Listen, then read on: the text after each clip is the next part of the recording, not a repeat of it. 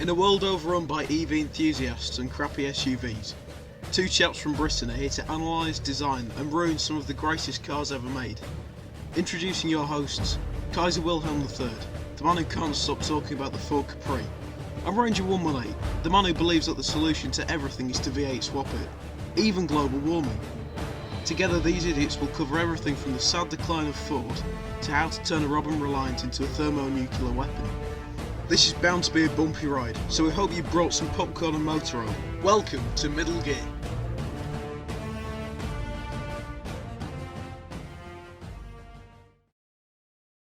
Hello and welcome to this special Christmas edition of Middle Gear. This jam-packed special features segments from both me and Ranger 118. To kick us off, here is Ranger with his tips on how to stay safe on the ice. This week, the UK received its first major cold snap of the winter. In response to this, myself and the Middle Gear Maintenance Department have come up with 5 ways to keep your car running well this festive season. Tip 1. One of the most annoying things you can wake up to is a frozen car window. Now, you may have seen some weird TikTok where you can make a possibly illegal device to melt ice off everything within a 10-mile radius. Funnily enough, this doesn't actually work. Luckily, VAA have said the best way to clear your windscreen is to turn the warm air blower on your front windscreen. Or you could do a Jeremy Clarkson and set fire to your car instead. Tip 2. Another problem you could have encountered on cold and frosty mornings is the dreaded frozen door lock. Don't worry, we have solutions. These solutions include spraying WD-40 or any other aerosol on your locks, using a hairdryer to melt the ice, and gently warming your keys under a lighter and inserting them into the door locks. This is a stupid idea because your keys will suffer from a condition known as warped beyond buggering. Alternatively, you could try the Jeremy Clarkson method of using a makeshift flamethrower. Tip 3. One of the other big problems drivers face in icy conditions is not crashing. The best way to avoid a life-limiting crash would be to keep everything nice and smooth. Acceleration, gear changes, steering. At the end of the day, keep all of your movements smooth. As well as this, you should leave about 10 car lengths between your car and the next car. This means that your car has enough space to stop if an emergency is required. Oh, and for God's sake, don't stop on a hill. Now, here's some middle gear advice. For some, this would be fine. But here at Middle Gear, we believe that every man, woman and child has the right to drift in any conditions they want. That's why we fight for you British drivers. Our advice to all those who don't wish to be stuck in traffic is to strap on some tyre chains and absolutely thrash your car around every corner. And who cares if you hear from children? They're probably boring environmentalists anyway.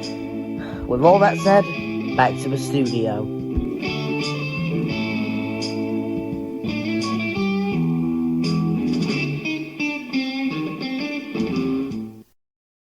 Welcome back. I hope you all enjoyed that segment. Moving swiftly on, we now come to a section about Audi's brand new concept car. The automotive industry is changing. We are seeing a definite change from petrol to electric. At this rate, who knows what the future holds for the humble motor car? Well, Audi seemed to know when they unveiled their brand new concept car, the Grandsphere. Oh, and by the way, this car isn't actually available to buy, it's just a concept. However, Audi are developing the technologies that are needed to make this car, so it could become a reality quite soon. It's a lovely piece of machinery, even Father Christmas likes it. This is probably because it allows him to travel from place to place whilst being completely sozzled. This is all because of the driverless technology that Audi is developing. Another really clever feature Audi is developing for the Grandsphere is user recognition. Basically, this means that you can step into the car, it recognises you and applies all of your preferences. This allows you to put all of your favourite apps into the car. It even recognises different passengers. In other words, it's Kip from Knight Rider. Thank you, Michael, but it has been a draining day. Mark Lifte, the head of design at Audi, wanted the Grandsphere to be a bit like a living room that people can relax in. The large sweeping panels and wide glass surfaces help in achieving this. Along with this, the Grandsphere features a stunning infotainment system. With most cars on the market, you might get a small tablet or even a large sweeping digital display. This is not the case in the Grandsphere, as they've decided to project all of the infotainment stuff onto a wooden dash. This combined with the rather comfortable chairs makes the car seem like a first class seat on a plane. Audi intended this as they got inspiration from aeroplane cabins. However, you can move from first class to the pilot seat at the touch of a button. The steering wheel simply folds out of the 180-degree dash. The shape of the Grandsphere is very pleasing to the eye, with its sleek lines and rounded edges. Also, it's got suicide doors. How can it not be a good car? The front end is really nice as well. It almost looks like someone photoshopped an Audi into the shape of a hexagon. One of the features that seems a bit trivial is the fact that the headlights have eyes. The designers at Audi seem very excited by this. I don't really understand why, because it's not very funny. I mean, I personally don't like it, because it looks like it's staring into your soul. In conclusion, the Grandsphere concept is an incredible idea that could very well become the norm by 2050. It does beg the question though, what will a concept car look like in 3050? Anyway, back to the studio.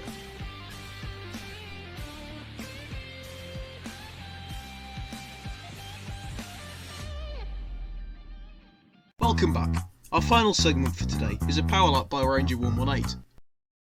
Hello and welcome to this new part of the show. It's quite simple really. We set lap times in fast cars and after a year or so, we find the fastest ones and pit them against each other. Today, Ranger 118 set a lap time in an Audi R8 coupe. Let's see how his lap went. And he's off. Seems like quite a fast start. Let's see how he does later on. Yes, still keeping it quite fast and keeping it quite steady along the straightaway. Let's see how he does on in this corner.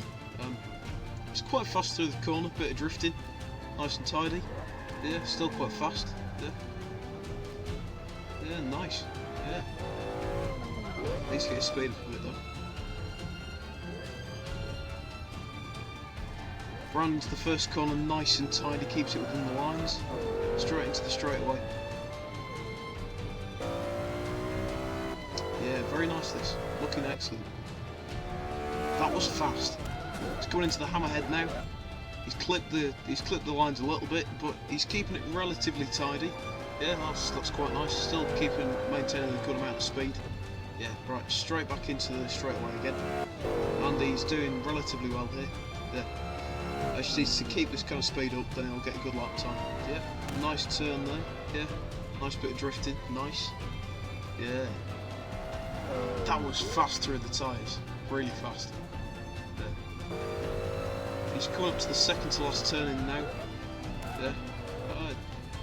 It's nice. He's clipped the apex a little bit, not too bad though. Now he's coming into Gambon now. Yeah. Lovely, that was lovely and tidy. And across the line! That was a relatively good lap, and because it was the first power lap we did, it is automatically the fastest. The Audi R8 did its lap in 1:27.76. Overall, not too bad. Join us next time when we thrash a British icon around the test track. Back to the studio. Anyway, that's about all we have time for today, so from all of us here at Middle Gear, we wish you a fume-filled Christmas and a banging New Year. Thank you and good night.